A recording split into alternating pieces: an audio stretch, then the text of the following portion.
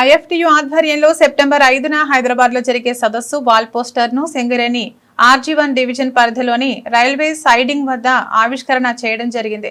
ఈ సందర్భంగా ఐఎఫ్టియు జిల్లా అధ్యక్షులు ఈ నరేష్ మాట్లాడుతూ దేశంలో ప్రభుత్వ రంగ పరిశ్రమల్లో పనిచేస్తున్న కాంట్రాక్ట్ అవుట్సోర్సింగ్ కార్మికులకు సుప్రీంకోర్టు తీర్పు ప్రకారం సమాన పనికి సమాన వేతనం చెల్లించాల్సిన అవసరం ఉందని, కేంద్రంలోని నరేంద్ర మోడీ ప్రభుత్వం అత్యున్నత న్యాయస్థానం ఇచ్చిన కోర్టు తీర్పును అమలు చేయకుండా దేశంలో ఉన్నటువంటి కోట్లాది మంది కాంట్రాక్ట్ అవుట్సోర్సింగ్ కార్మికుల పొట్టలు కొడుతున్న పరిస్థితి ఉందన్నారు.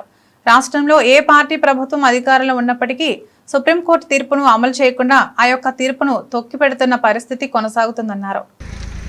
భారత కార్మిక సంఘాల సమాఖ్య ఐఎఫ్టియు రాష్ట్ర కమిటీ పిలుపు మేరకు ఈ నెల 7వ తేదీన హైదరాబాద్ సుందరయ్య విజ్ఞాన కేంద్రంలో కాంట్రాక్ట్ అవుట్సోర్సింగ్ మరియు స్కీమ్ వర్కర్ల సమస్యలపైన రాష్ట్ర స్థాయి సదస్సును నిర్వహించబడుతోంది. ఈ యొక్క సదస్సులో అన్ని రంగాల కార్మికులు పాల్గొని సదస్సును విజయవంతం చేయాల్సిందిగా ఐఎఫ్టీగా పిలుపునిస్తూ ఉన్నాం. ఇవాళ దేశంలో అనేక ప్రభుత్వ రంగ పరిశ్రమల్లో పనిచేస్తున్నటువంటి కాంట్రాక్ట్ అవుట్సోర్సింగ్ కార్మికులు చాలా దీనమైన స్థితిలో ఉన్నటువంటి పరిస్థితి కొనసాగుతూ ఉంది.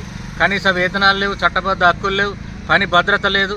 కాబట్టి ఈ యొక్క కార్మికులందరినీ కూడా ప్రభుత్వ రంగ పరిశ్రమల్లో కానీ, ప్రభుత్వ ఆసుపత్రిలో కానీ, లేదా ఇతర పరిశ్రమల్లో పనిచేస్తున్నటువంటి కాంట్రాక్ట్ అవుట్సోర్సింగ్ కార్మికుల పర్మనెంట్ చేయాలని చెప్పి డిమాండ్ చేస్తూ, అదేవిధంగా కనీస వేతనం 26,000 రూపాయలు ఇవ్వాలని చెప్పి కూడా డిమాండ్ చేస్తున్నాం. అదేవిధంగా 8 గంటల పని దినాన్ని కొనసాగించాలని చెప్పి ఈ సందర్భంగా డిమాండ్ చేస్తూ ఉన్నాం. ఇవాళ దీనికోసం హైదరాబాద్లో జరిగేటువంటి సదస్సును జయప్రదం చేయాలని ఐఎఫ్టీగా పిలుపునిస్తా ఉన్నాం.